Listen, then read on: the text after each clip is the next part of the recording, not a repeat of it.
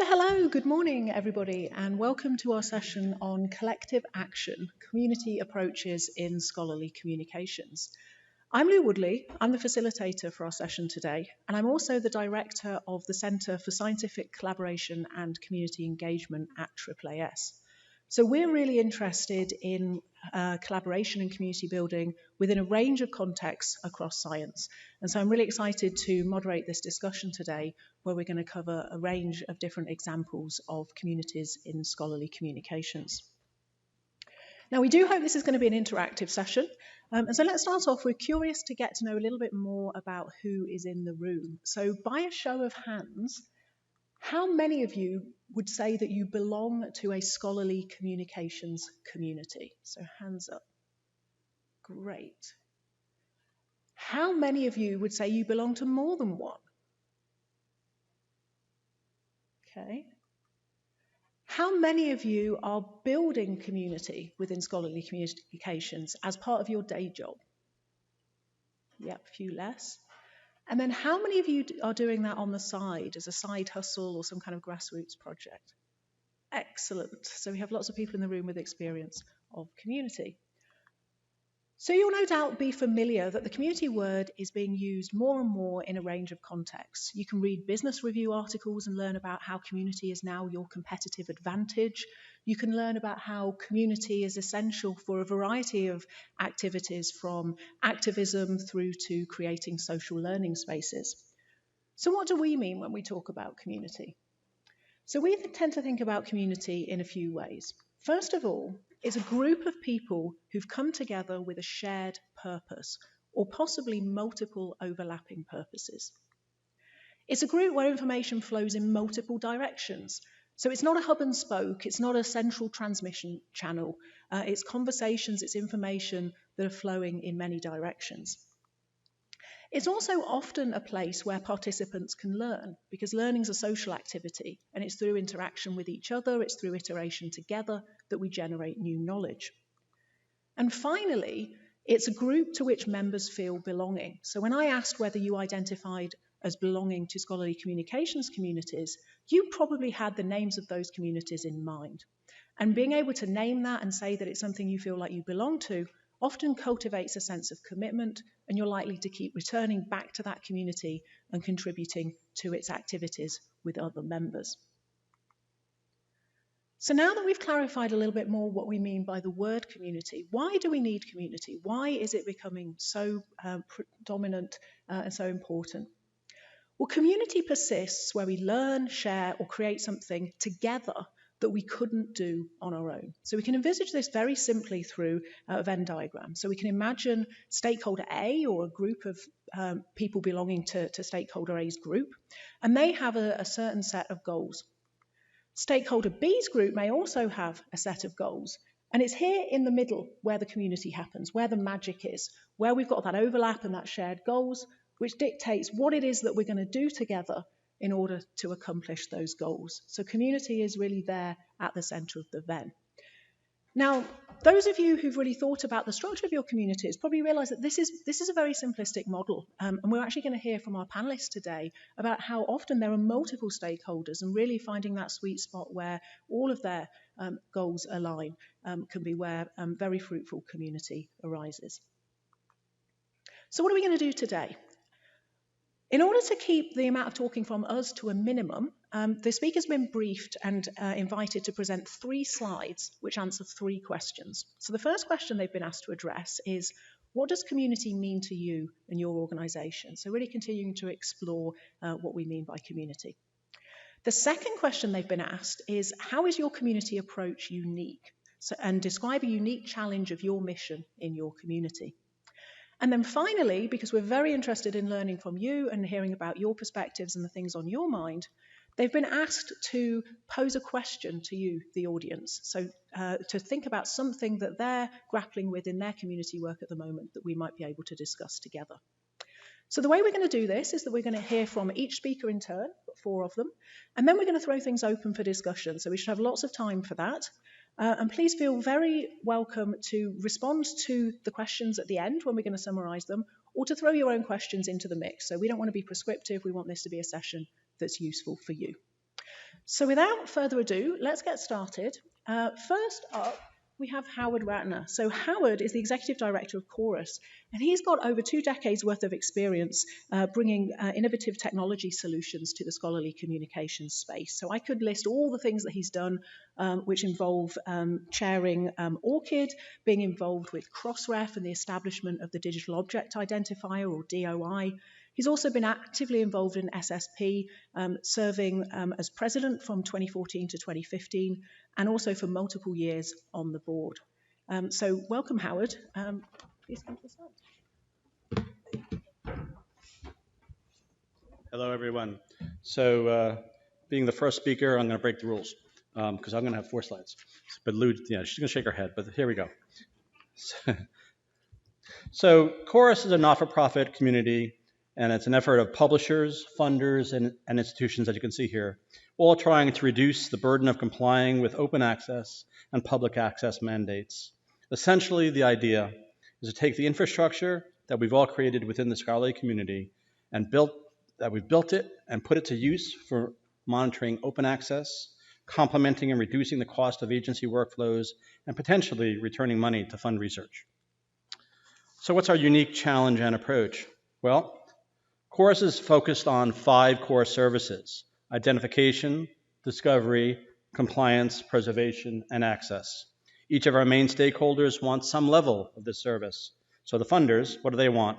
Well, they want to identify their articles that are reporting on the research that they fund and also the relevant data sets so that they can track their return on investment. Researchers want to comply with their funders' public access plans to help obtain their next grant. Institutions want to help researchers comply as they are dependent on grant funds and also want to make sure that the articles are preserved.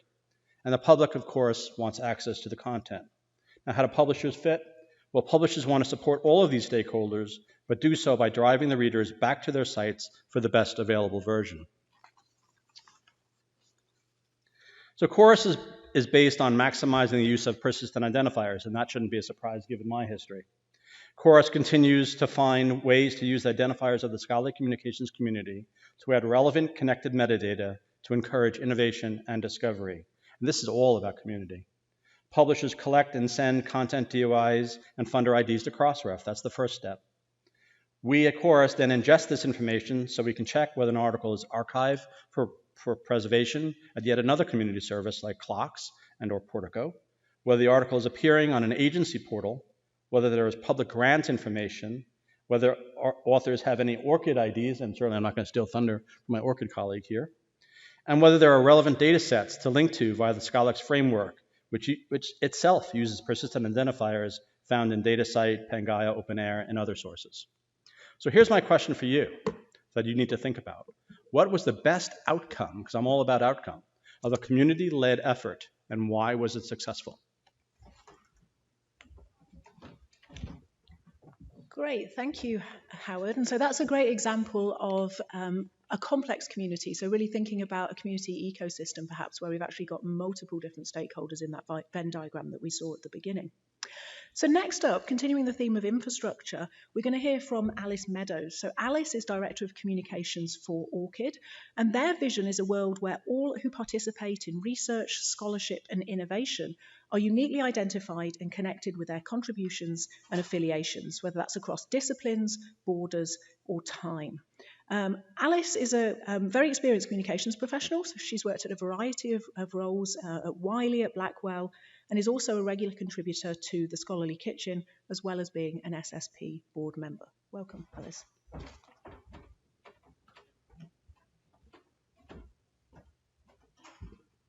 Hi everyone, I'm actually not a board member for much longer. I think I have another 4 hours of service to go, sadly.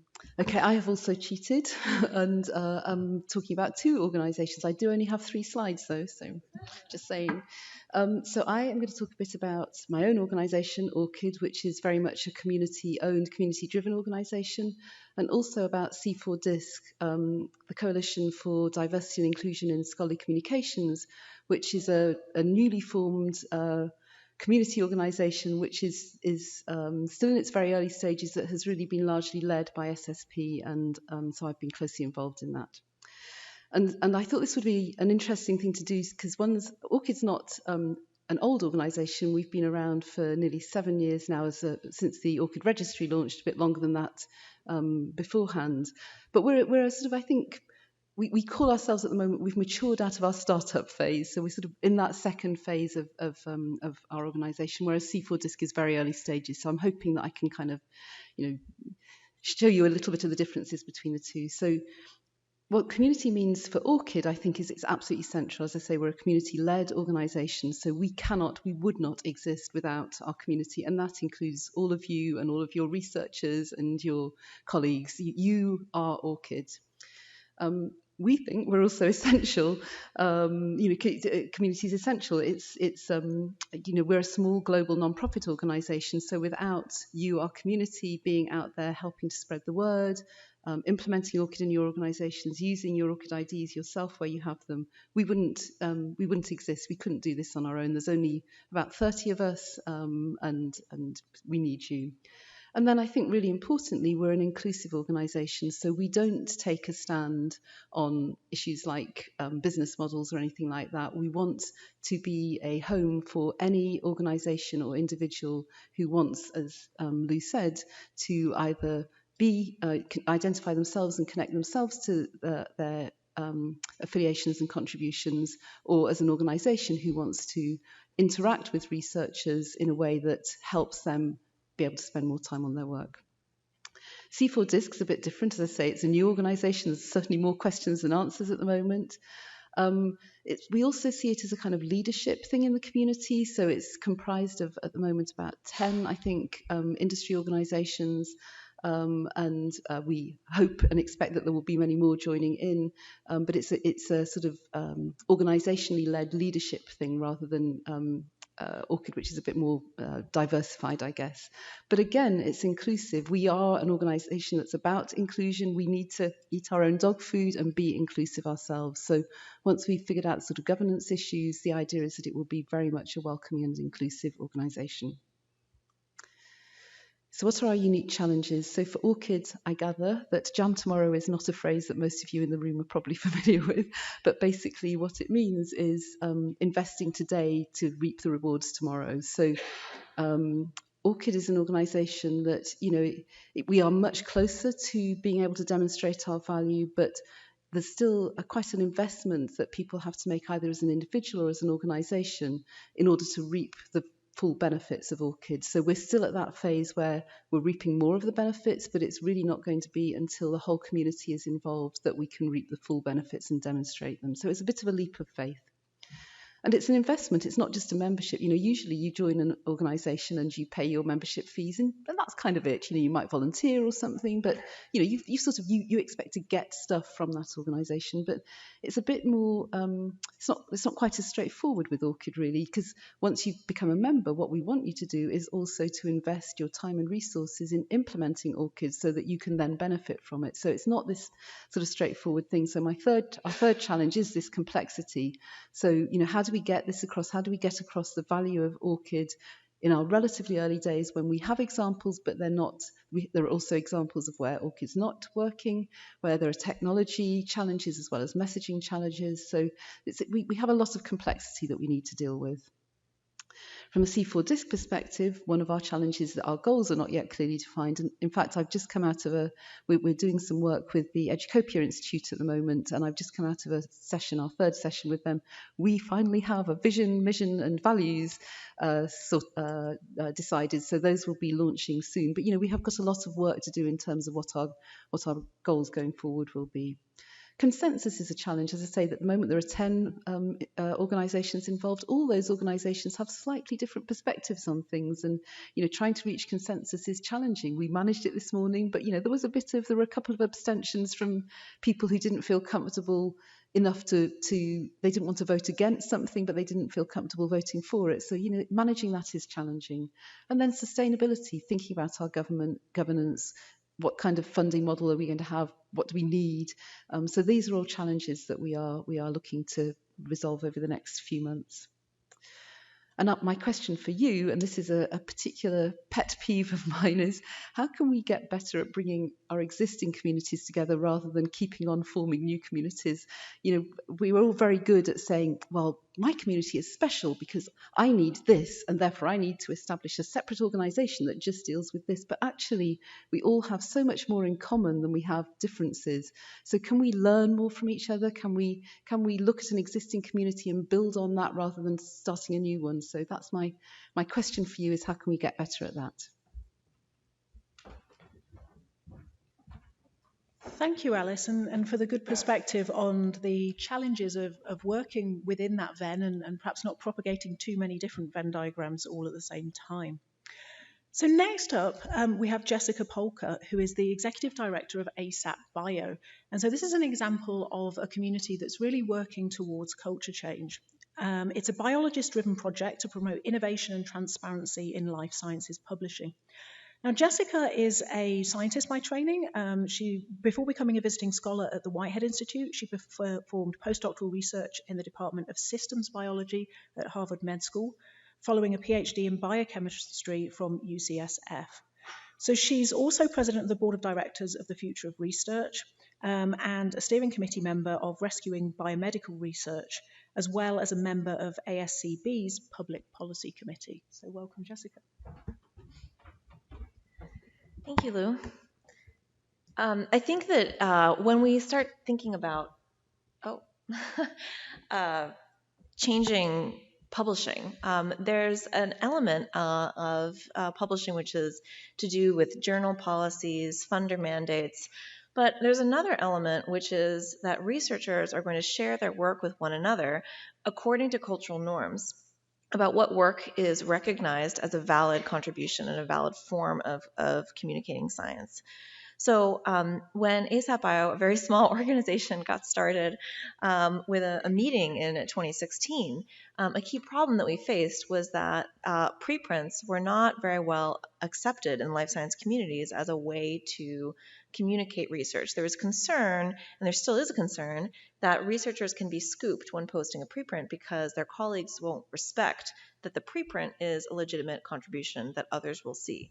So we really wanted to create social proof and help community members identify one another, and also bring the messages about preprinting to their own communities to start conversations and feedback to help the organization understand kind of what policies we need to focus on and what issues we need to address. So we began an ambassador program, which is a community of mostly researchers who are across the world, who are acting as local points of contact for conversations about preprints and other innovations at their institutions and as they travel across to conferences. We see, what we're hoping to do is to not only equip these people with the resources they need to become informed and help inform their own local communities, but also to connect them to one another where their interests align or where their geography aligns. So, for example, there's an active group of researchers across institutions in New York. Several researchers are part of scientific societies, and we hope that this can be a way for them to identify one another and help involve their own society in some of these issues. So this work is now being led by Naomi Penfold, who I should say is also a community engagement fellow with Lou, which is a great program that is helping to drive these community programs in a variety of organizations. So some of the challenges we face are that encapsulated by this tweet here by Sam Hindle, who is one of the ambassadors. So she says, I was at Nature meeting today and we were asked if we would post preprints. 20 out of 20 postdocs said yes. When asked if their PIs would, only 4 said yes. So there's this, in order for preprinting to move forward, all co-authors have to agree, which means that there has to be an agreement among a whole group of researchers. And this agreement needs to happen across power differential. So, for example, that PI is controlling the salary, maybe even the research agenda of this postdoc. And so the question is, how do you communicate upwards in this power differential And how do we advise people in a way that is sensitive to these power dynamics?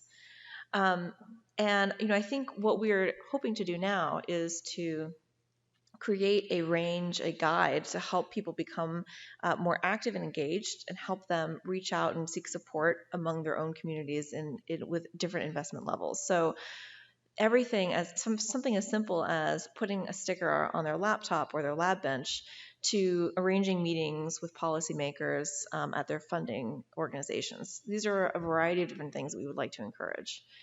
And so the question I'd like to put forth to this room is, how do you create a pathway for community members to become progressively more involved, not only with your initiative, but within creating connections within the community and organizing that community themselves? So thank you. So thank you, Jessica. So this leads us into really thinking about working with communities as a way to scale the activities that we're all mutually interested in. And another example of that is the carpentries. So Reid Ozuji is going to talk to us about his experience of working with the carpentries. He's the data curation specialist and faculty liaison librarian for UC San Diego's Library of Research, Data and Curation program. So his experience is in the data curation field, and he currently teaches graduate students, faculty researchers, and other producers of data how to write data management plans. He's a certified carpentries instructor, which he's going to explain and tell us a bit more about, and has taught numerous carpentries workshops. So welcome, Reid.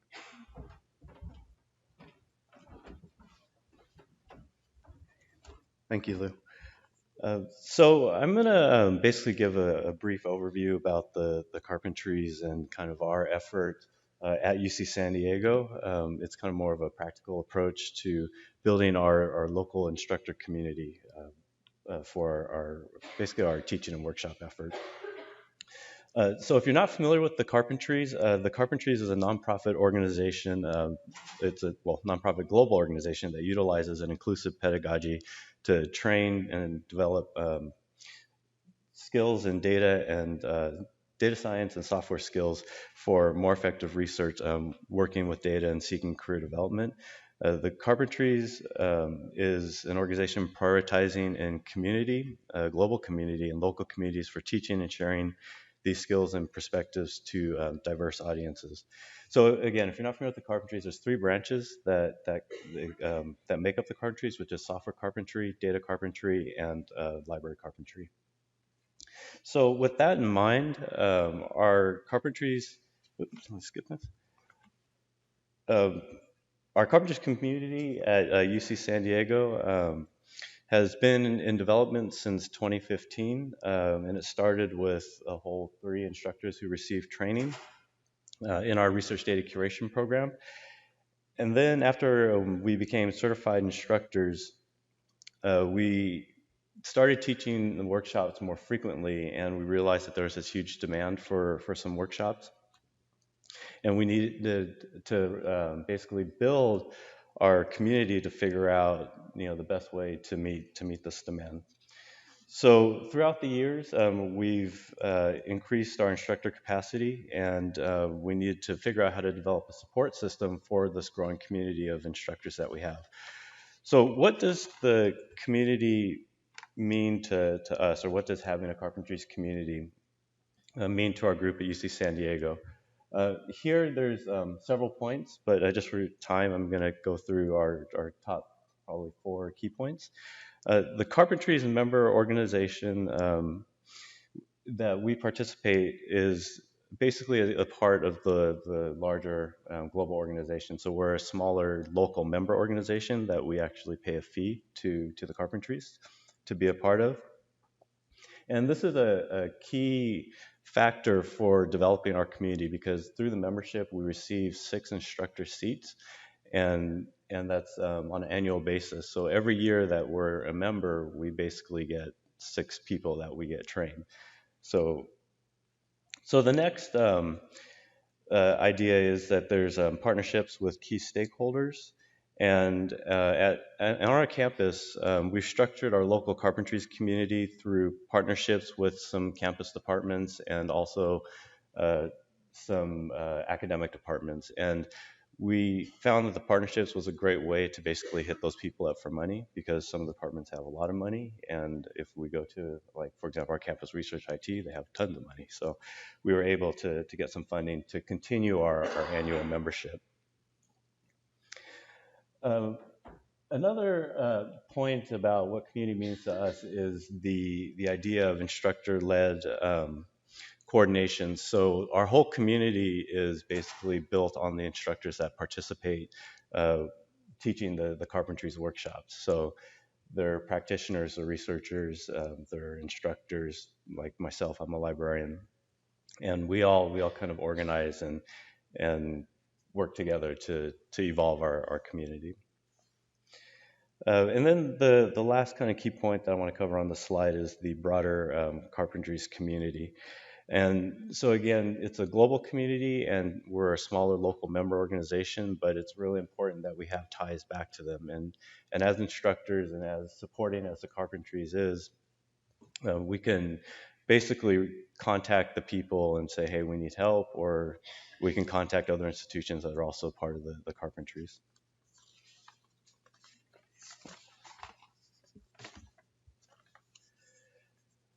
So here on this slide, I listed some challenges and opportunities. And I'll, again, just because there's a lot of bullet points, I'll just cover a few of them. But on the challenges side, since we're a large institution with many academic departments and disciplines, that's a really challenge for us to actually meet the demand for teaching these foundational computing skills for the people who are interested in receiving it. There's basically too many people and very little of us. Another challenge is kind of in line with most community development, and that's the idea of retaining people. So we're instructor based, and again, those are the people that teach, and they will either leave or not finish certification or things like that. So we'll end up losing people, and that's been a challenge. So again, yes, this whole idea that priorities change and people move on. And then the other point that I want to point out is finding funding. So again, we get funding through academic departments, but then what if the academic departments decide, oh, we don't want to support you anymore? Then we just lost some of our funding towards our membership, and that could definitely be a challenge. And then lastly, there's the demand. So again, we're a large institution with many disciplines, but there's this huge demand for these workshops. They've been really popular, and a lot of people, a lot of researchers are looking for basically skilling up in these foundational computing skills.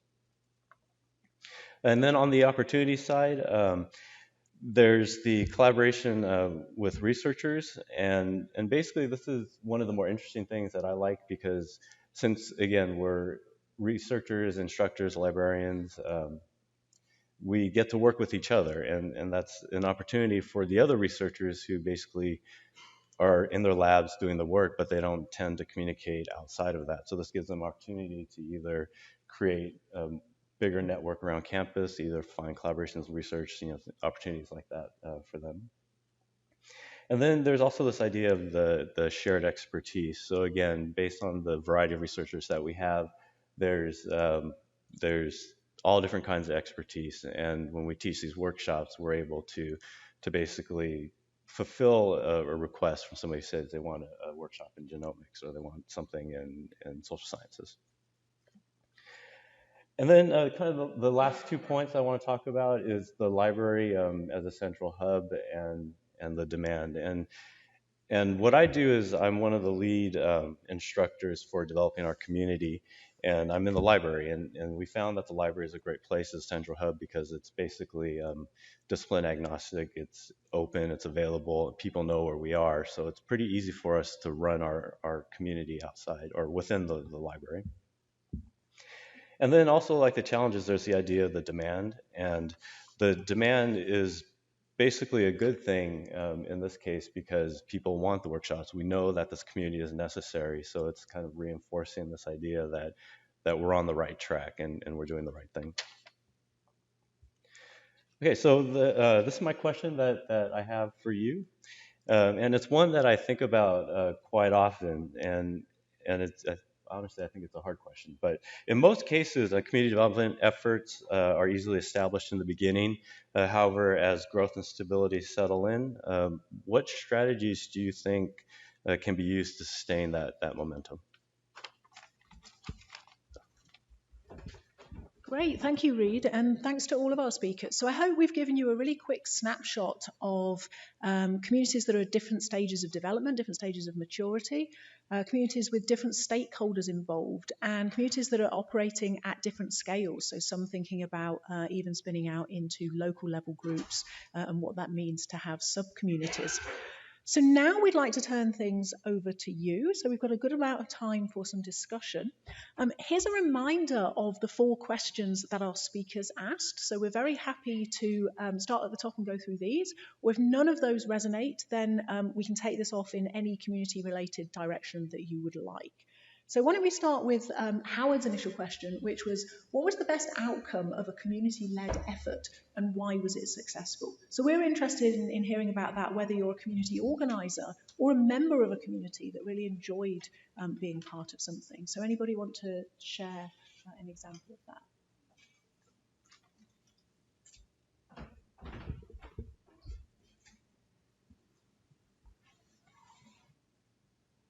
Hi, if you could just let us know who you are and where you're from as well. Sure.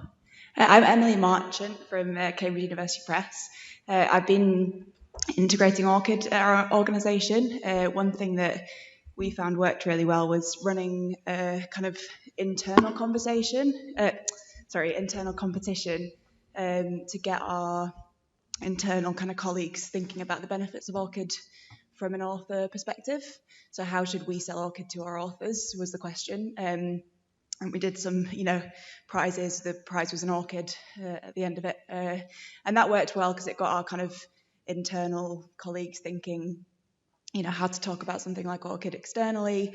It gave us some ideas on how to communicate with researchers about it. So I think that was quite successful. Great, wonderful. So competition as a source of motivation. Anybody else got other examples of a community-led effort that they enjoyed? Either organising or participating. Hi, my name is Adetomiwa Bashiru. I'm from Nigeria. I'm a librarian. One of the community efforts I'm doing in my country is that every year, because I'm a member of Open Access Week, I celebrate Open Access Week. And in Nigeria, one of the problems is, and one of the speakers said it, is funding. So every year I apply for funding. In 2017, I got a funding from INASP. INASP is in Europe and UNESCO to organize open access. So we invite scholars, researchers, mid-career librarians for the program. It used to be weekly program. So we expose them to where they can publish, how they can be visible on the internet, the importance of repository, and this thing has been helpful. I organize for undergraduate students too. The open access resources are available for them, but mostly the program target the scholars from research institute, from university, from monotechnic, and they've been gaining a lot. Thank you. Thanks very much. So yeah, the importance of having funding to actually get community efforts started.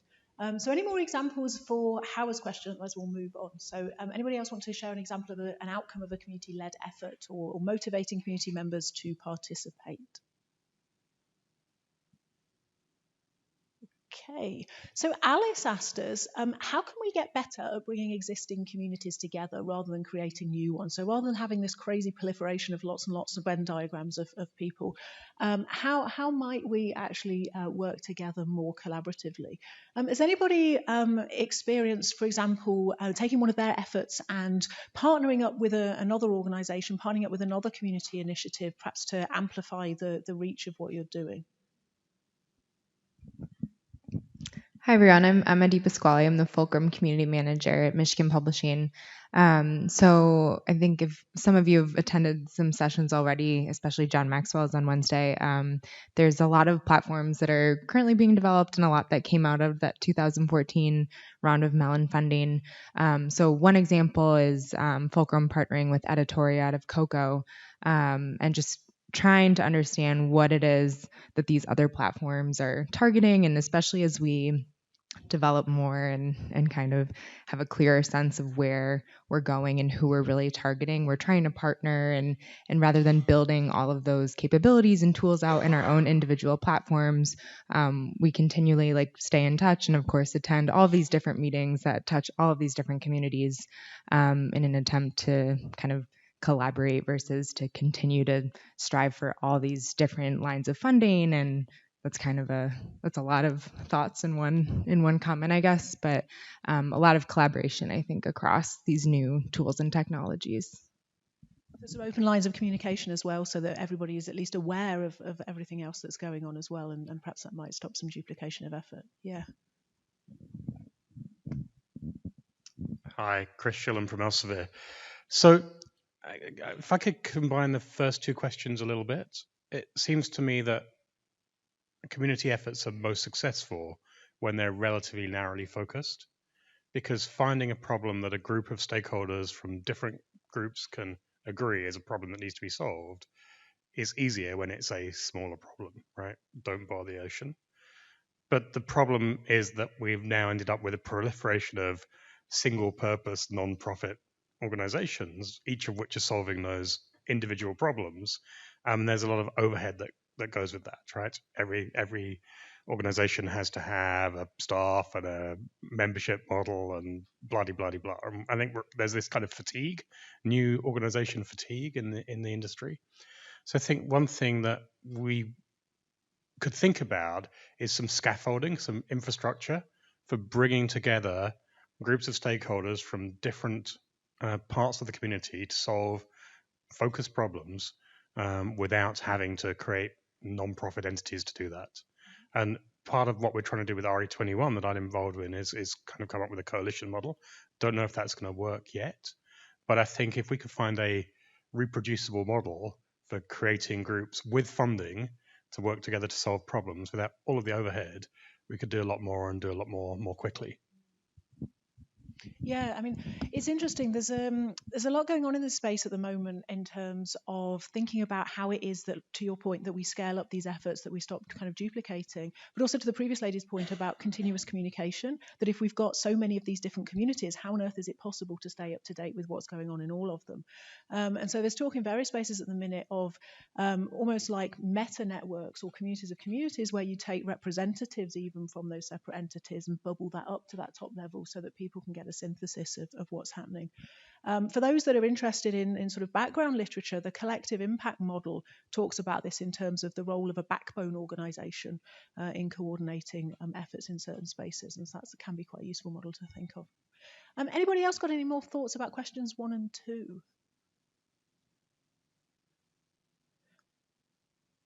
I missed someone. Excuse me. Hi, I'm Bill Silberg from the Patient-Centered Outcomes Research Institute. We're one of those awful funders you people all hate. This is a purely transactional thing, but in our own experience, we spend a lot of time building and supporting communities, and in order to get specific jobs done, we pay them. So we provide. Now we don't. So, well, actually, in some cases, they're contracts with facilitators and consultants and independent organizations that are in the community building and support kind of work in the Washington area and beyond. But we also provide awards, and for the publishers and others in the room, I know this could be very challenging, but there are partners, and for some publishers, it may actually be worth thinking about. We provide modest grants, modest awards, contracts to community groups, professional groups, and individuals to facilitate community building, community support, to advance their aims and ours. And their aims are to build communities of diverse stakeholders to become involved in research, kind of research we fund. But also our purpose is to build those communities to be involved in research and also to be facilitators of the dissemination of research results. Because we've found that if communities of interest who will use the results of work like ours are not involved from the beginning through the middle and to the end, they can very easily say, that's a very nice study. I wish you'd asked us first because we really don't care. So that's, again, it's purely transactional and it may not work for everybody, but I think that for some of these groups that are particularly motivated, it doesn't take a lot of support to give them some clear direction and help them to help you. It's back to this sort of term scaffolding again, right? Sort of help laying out the path, helping people to see where it is possible to walk down a path.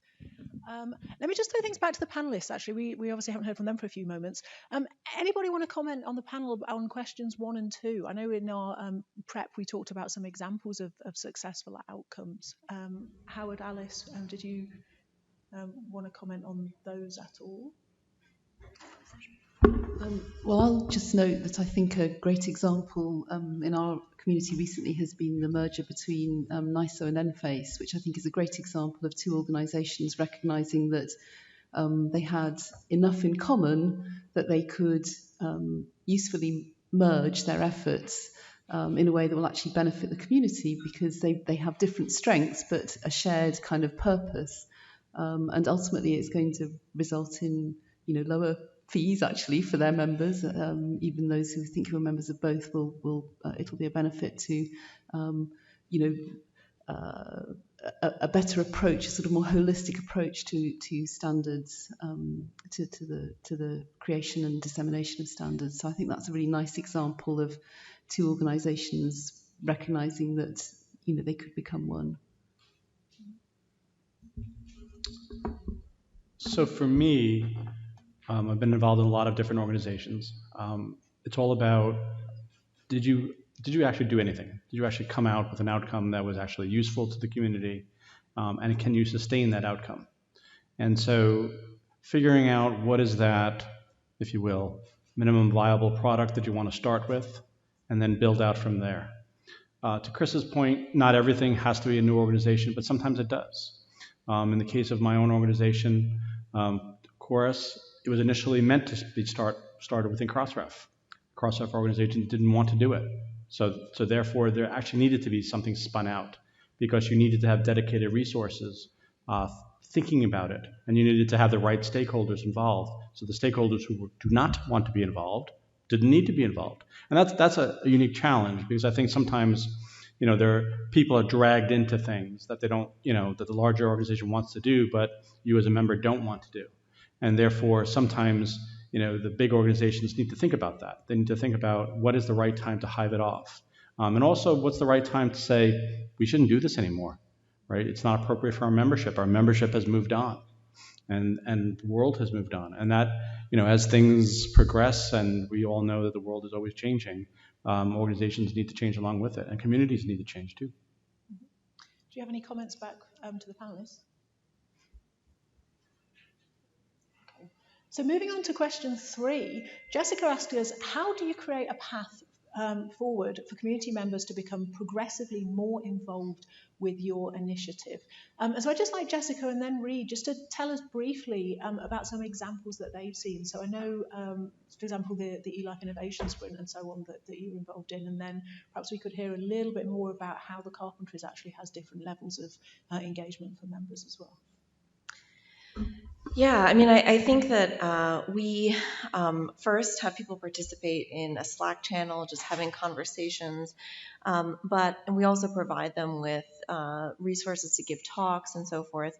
But I think what we really recognize is that organizing an entire meeting is a very large limitation for people. And so I think we certainly want to allow people to collaborate with one another and bring your own ideas into the organization. So I think some of the most successful things we've seen, to answer a bit of question 2 as well, or question 1, is that some of the ambassadors have collaborated with one another to launch services like Pre-Review, which is a preprint journal club platform.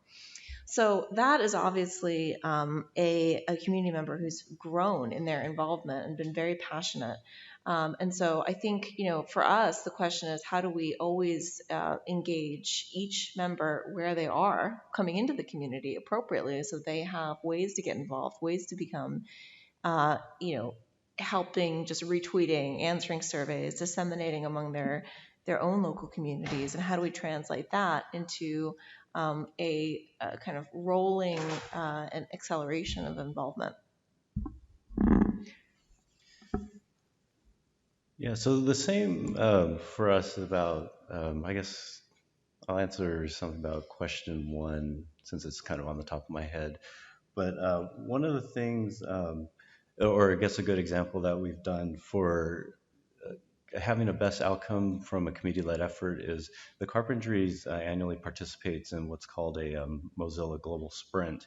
And for the development of the library carpentry segment of the Carpentries, when it was brand new, we participated in the sprint, which was 2 days, and everybody who had any interest in developing the carpentry's lessons uh, can participate. And so it was a global effort, ran 2 days. So in the US side, we basically went through our time zone, and then in the latter half, there was the Australian time zone.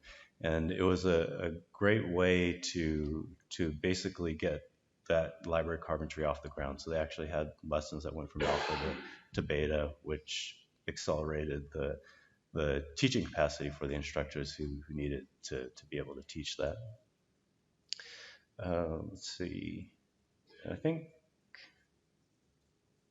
for question three, that's another thing that we're thinking about, how to build our pathway for community members to be more involved. And one of the things that we're doing is there's carpentry instructors that are available in all the UC campuses, or at least most of the UC campuses have carpentry instructors, but really there's no way for us, or we haven't really figured out a way to communicate with all these instructors across UC campuses. So that's kind of one of the things that we're still thinking about, and how we can do that. But one of the ways that we decided to come together is basically by region. So a lot of Southern California institutions are communicating with their instructors. Again, we're using some of the methods from the global carpentries of online chat systems and emails and communications that way to get people to participate and communicate across the whole carpentries community that we have. Great, thank you. So one of the things that we teach and that we think about in the fellowship program that I run for community organisers, community managers, is that we can think of the way communities evolve as following a life cycle. And so when you start off at the beginning, the community organiser has a lot of heavy lifting to do. Folks aren't necessarily that interested in what's going on. You need to broker that shared vision together. There can be a lot of one-to-one conversations. And it's only as you mature through that life cycle then that you start to have perhaps more spontaneous activities being suggested by the members, and an ability to kind of step back a little bit, and let the community as a whole take the lead. So I'm wondering, can the audience think of ways that they've encouraged their members to sort of move along that path? Did you start out perhaps with a competition, and then what happened next? Did people come back to you with suggestions of things that they wanted to do? How did you incentivize that? And does face-to-face matter? Does that help you accelerate the formation of community at all?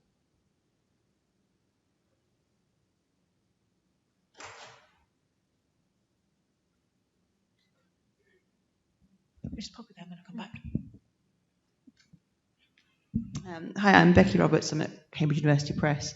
I work in the sort of customer insights team, so we have a lot of online panels of online communities of we've got librarians and researchers, and we work obviously with an online system. It's quite easy to kind of allocate points and allocate incentives because you kind of can do that quite easily. But also there's sort of discussion boards for them to kind of be able to raise topics, and as the community progresses, they can get tagged with certain things. So the online software kind of facilitates that sort of networking and that idea that community can then go off on its own and kind of share ideas and questions with each other. And to the extent they almost forget that they're part of a publisher's community because they're actually having that conversation and sharing ideas with instructors across different countries. So they're having a really good sort of networking opportunity. So I think it's giving that forum for the people to kind of converse with each other without feeling like they're necessarily under the remit of the organisation, and that there is incentives for kind of sharing ideas and taking control of situations. So do these people ever meet face to face, or is this all purely online? It's purely online at the moment. We do have some face-to-face panels, but this one's just online. But actually, there's with video software and everything, and sometimes it actually doesn't matter, and it's a good opportunity for people to kind of collaborate with people from different countries too. Great, thank you. So there's a guy over here, and then I'll come back. Hey there, I'm Nick with Wiley. Um, yeah, so yeah, there are a couple things that kind of just generally come to mind along the lines of what you were saying, Lou, regarding the kind of evolution of the community and how exactly you get people to stay involved or continue involved even after the initial interest. Um, and one of the things we did for the D&I task force was to leave a space at the very beginning of the meeting to start talking about alignment or conversation about what's going on in the industry or maybe something that's going on personally, professionally. That kind of re-engages people closely to what they're strongly interested in. And I've kind of learned that that's kind of formed itself as an icebreaker that just continually happens every single meeting and really gets us back in the mode of thinking what the mission is, what the vision is, and how exactly we're kind of operating to get there. And something we've been qualifying as a committee now is how exactly we're going to kind of change that structure, or whether or not the structure does need to be a traditional two co-chair people who operate or who kind of empowered the group to operate, or would it be more appropriate to kind of leave the very motivated people in a way to kind of change the implementation structure where the community members themselves can drive what they're passionate about. And the question becomes like, what happens if a community member has a major stake in defining something that you're doing? Like how does that modify it? So that's great. So as we think of that community lifecycle model, there's actually 4 stages of it. When you get to stage 3, when you are actually having those spontaneous suggestions from community members, that's exactly when you empower them to perhaps start their own working groups or bleb off in some way and do their own related activities, but under the halo of the overall community. And that's certainly what we were hearing really with Reed talking about the carpenters doing their local level implementation as well. Yeah, thank you. One of the things I did at the beginning is to have their profiles. With their profile for the scholars, I'll be able to offer them selective dissemination of information, current awareness, because the scholars in Nigeria, I mean the academic staff, for you to earn promotion, the promotion is basically on publications. Some of them, you need to train them where they can publish the high impact factor journal. In Nigeria, some of the universities, you need to publish in journal Index in Scopus, Web of Science. And for the middle career among them, you need to offer them a kind of service that you equate their information need with the sources. So with the profile, with their mail, with their data, I'll be able to provide them the things they need. So I'll be able to carry them along. Thank you. So again, this point of community really providing things that the community members are looking for and therefore performing a service in that way that we co-create together. Okay, so I'm just aware of the time. So briefly, let's move on to Reed's question, which was really about sustainability. So now we've got the community all set up and running, things are happening, maybe we've got local groups or other working groups being set up. Now what? How do we sustain the momentum? Has anybody been fortunate enough to get their community all the way through to this level of maturity? No. But we're in this position now, right, where we're really trying to think about the strategies that will sustain us. And I forget the gentleman's name in the back who mentioned earlier that it's helpful to kind of solidify the smaller focused problem that you're trying to target.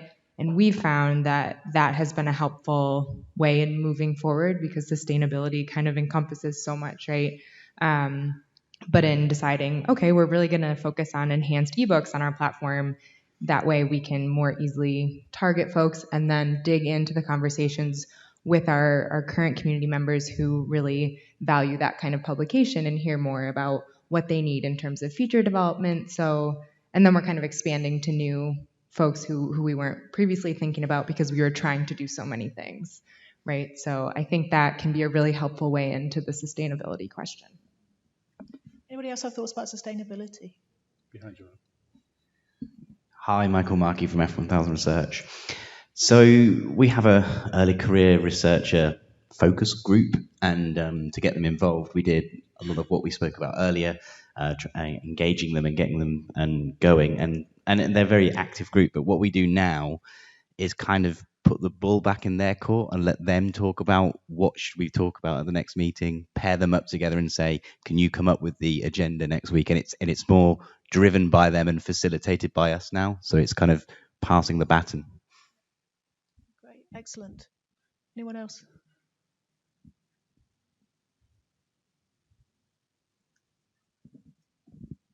Hi, I'm Katie from PLOS. I actually had kind of more of a question related to this for anyone in the room or on the panel, which is like, we create communities and we get through this period where it's hard enough to get discovered, and then onboarding, and then validating to that community that the problems that they're working on are really important. And I was just wondering what people thought about whether reward was a motivator for communities, and how people in the room are doing that. Because I think it's really, really important. Psychologically, everyone's very, very busy. Removing barriers and giving them tools to facilitate their work are really important. But how do we tell them, what you're working on is very, very, very, very important to us and has an impact, and there's a reason why you're doing it? And are there other rewards other than just validation of their work that people are doing for their communities? So it's kind of more of a question. Perfect. Great question. Anyone in the audience or the panel? Yeah, Jessica. I think we have noticed a phenomenon where people will list their affiliation sometimes in their email signatures on their. I think what this means is that they want to be affiliated with a group that is doing work in an area that they find important. And so the only thing that I think that Naomi is doing a really amazing job is trying to surface more of the contributions of other ambassadors, so that the association with their group itself becomes, I think, a little bit more meaningful to the people that they're signaling to in their email signatures or their Twitter bios, for example. Yeah. We see this in various ways in different communities as well. Everything from laptop stickers to virtual badges that people put on CVs, LinkedIn profiles, blogs, and so on. So, and I will just add that I totally agree with you. And one of the things that ORCID is all about, getting researchers credit for the work that they do through their ORCID records, and we now want to eat our own dog food on that too. So we are going to be starting to, we have some new affiliation sections, which includes a service section, which means that we will be able to, for example, recognise our board members, our committee members, anybody who volunteers for ORCID really will have that information posted into their ORCID record, and it will then be available for them to share with others if they want to. But it's not the only way of recognising, but I think that is one way of us kind of giving back to our community in a way that we hope will be valuable to them. Anybody else got any other examples they want to share, or other burning questions that you want to ask while we've got everyone in the room?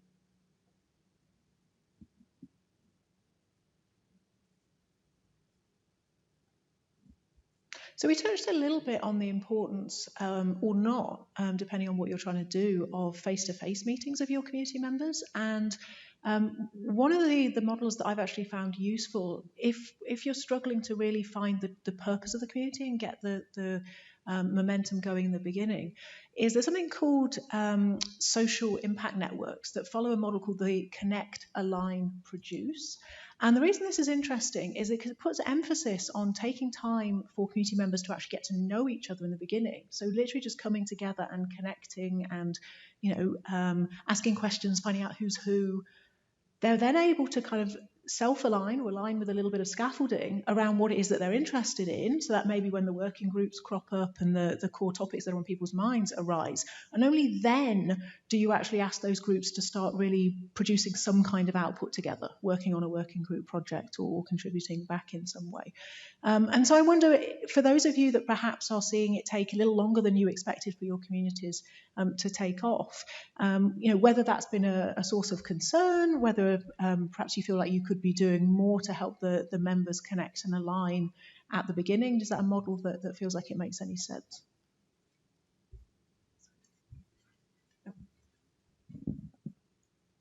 Yeah, I think it certainly does. And I think that establishing trust among folks who are coming together from different parties is critical. And, I've found, sitting down, having a beer with folks, when you first meet with them and just establishing that connection is critical to then actually building the ability to work together and get something done.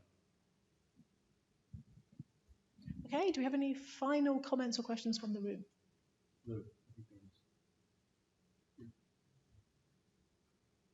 Am I missing someone's hand? I'll comment a little bit. So for us, one we had some initial people at publishers that were very active in Chorus. And this was true, by the way, of Crossref as well. That you had this core group, and this core group actually sweat all the blood, if you will, because they were there very early on, and when things were a little bit less shaped up, and they had to take all the bruises. But the good thing is, those people, once they did it, and they stuck around, and the workflow was then smoothed out, they were willing to share their knowledge, and that was key. And so not having the staff share the knowledge, but actually having the people that went through the implementation share the knowledge. And so then bringing them together. So every time that we onboard a new publisher, a new institution, a new funder, we bring in the people who've already done it. So they hear it from people like them that have already done it. And then what we discover then after that is they no longer talk to the staff. They actually go directly one-to-one to these people that have already done it before. So the lessons that get learned actually spread out in a network effect, which works really nicely. Okay, well, we are sadly out of time now, so thank you very much for your participation and your questions. If anybody does want to hang around a little bit at the end, I'm also happy to talk about resources for those of you who are building communities and a community of practice that we're forming for anybody who is working in this space. But if you can just join me in thanking our 4 panelists for their contributions. Thank you very much.